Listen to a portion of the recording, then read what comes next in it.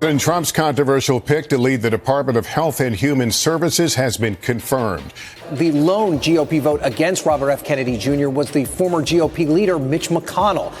Kennedy was quickly sworn in. He will now preside over a $1.7 trillion budget that oversees important departments like the Centers for Disease Control and the Food and Drug Administration.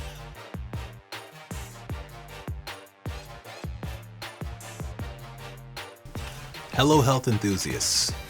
Dr. Dynamo here, bringing you the latest in medical news and policy.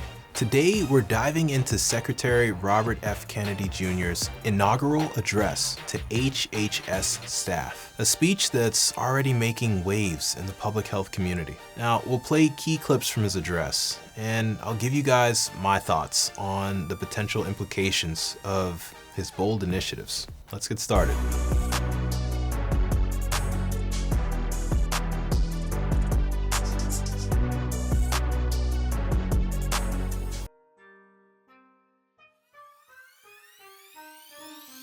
Now, right off the bat, Secretary Kennedy signals a transformative approach. It seems like he's emphasizing that no topic is going to be off limits. You know, to me, I've thought for a long time that if our system is going to be based on hard science, then we shouldn't be afraid to put anything under scrutiny. Science is a process, a way of approaching the world in order to try to ascertain the truth and better understand the nature of reality, of our shared reality. Some of the possible factors we will investigate were formerly taboo or insufficiently scrutinized. The childhood vaccine schedule, electromagnetic radiation, glyphosate, other pesticides, ultra-processed foods, artificial food additives, SSRI and other psychiatric drugs, PFAs, PFOAs, microplastics. Nothing is going to be off limits. But whatever belief or suspicion I have expressed in the past, I'm willing to subject them all to the scrutiny of unbiased science. And so I actually support this. I think that everything should be subjected to the scientific process. Let's come to the best answers that we can using the scientific method. I think this commitment to unbiased scientific inquiry could pave the way for groundbreaking research and policy reforms.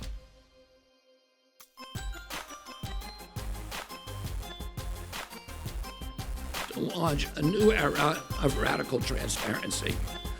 Only through radical transparency can we provide Americans with genuine informed consent, which is the bedrock and the foundation stone of democracy.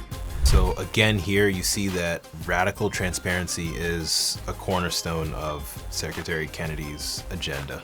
I think that by making data and policy processes openly accessible, he seems to be aiming to rebuild public trust in our health institutions. This could lead to increased public engagement and accountability within the HHS. Now, I think this statement here is big. Obviously, during the campaign, RFK talked a lot about this whole concept of make America healthy again, right?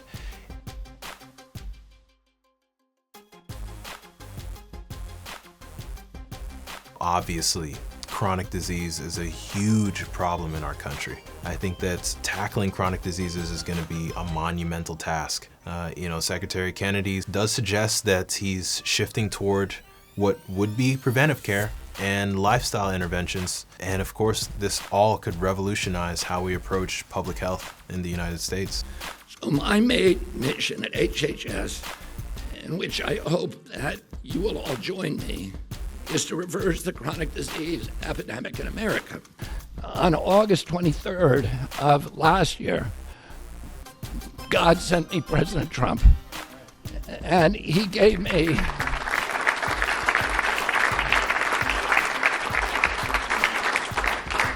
he's now given me, he's kept every promise that he's made to me. He's kept his word in every account and gone way beyond it. I'm so grateful to you, Mr. President. A lot of people told me that I couldn't trust President Trump, that I better get it in writing.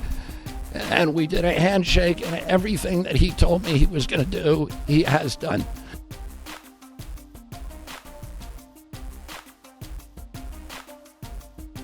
Now, this statement has, of course, sparked huge debate. Re-examining the vaccine schedule could have far-reaching implications for public health and vaccine confidence.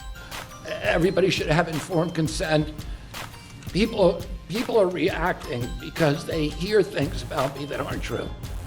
They hear characterizations of things that I've said that are simply not true. When they hear what I have to say actually about vaccines, everybody supports it. President Trump has promised to be the president for all Americans, and he has said to me that he understands that there's no such thing as Republican children or Democratic children. All of our children need to be protected, and whether you're in a blue state or red state, I'm going to do everything I can to work with you, whether you're Democrat or Republican, to restore child's health in this country. I think that this is going to be a very, very hot button topic, and probably likely to be the source of some of the biggest controversy from anything that RFK is proposing or going to propose here moving forward. I think that it's absolutely crucial that any sort of review is grounded in robust scientific evidence in order to maintain public trust. On the flip side, all of us know that there are people who are already very distrustful of vaccines. As a physician, this is a conversation I have often. People who are foregoing having their children get vaccinated. And we're not just talking about, the yearly flu shot. We're talking about people who don't want their kids to get, vaccinated against measles, mumps, rubella, polio. These are things that we have been able to almost eradicate through the usefulness of vaccines over years and years and years, decades and decades. And I've always thought that on the one hand, I understand that people have concerns and it's okay to have concerns, but on the other, I think we've been so successful in eradicating a lot of these diseases that people don't realize what's on the flip side. And when was the last time that you saw someone who had polio? When's the last time you saw someone who had measles, mumps, rubella? The reality is that in times gone by, these diseases used to kill a lot of children. There used to be a time when people would have many, many children, understanding that most of their kids would never make it to adolescence or become adults because of diseases. These diseases used to be a scourge on humanity, and I think that we now have benefited from vaccines for so long that the nature of these diseases has begun to escape from human memory and experience, our collective memory and experience. And so when people think of the potential downsides or risks of vaccines, they're not even considering the risks of the actual diseases anymore in my clinics. And I think that, we obviously need people to be on board with vaccines if we're going to move forward and continue to benefit from them as a society. Why? Because things like herd immunity are very important. We actually need to have a critical mass of individuals who are resistant to all these pathogens in order for us to continue to have broad protection. So we need people to be on board. And if this approach allows us to do more research in the public eye and really have everyone understand what is going on with these vaccines, what the real risks are, what the benefits are, and through that conversation be able to restore public trust, and then I'm all for that. So, this is a topic that I think is going to be controversial, but potentially could lead to some benefits for us as a society.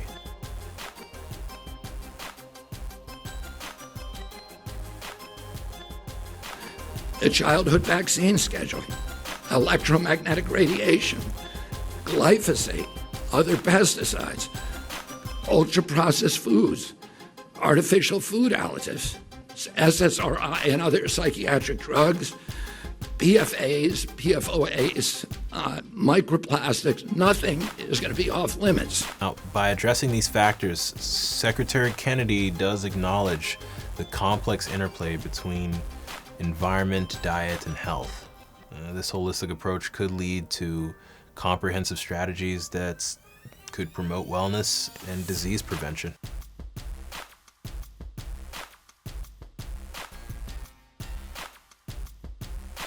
We will remove conflicts of interest from the committees and research partners whenever possible, or balance them with other stakeholders.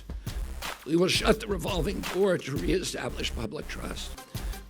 We will make our data and our policy process so transparent that people won't even have to file a FOIA request.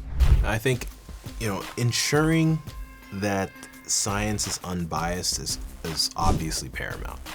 But by removing conflicts of interest, HHS can enhance the credibility of its research and policy recommendations, and all of that could lead to greater public trust.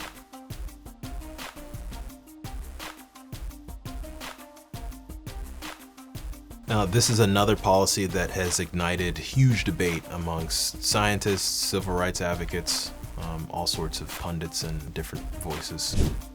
The Department of Health and Human Services has issued new guidance on the definition of sex. It's one of Robert F. Kennedy Jr.'s first moves as HHS Secretary.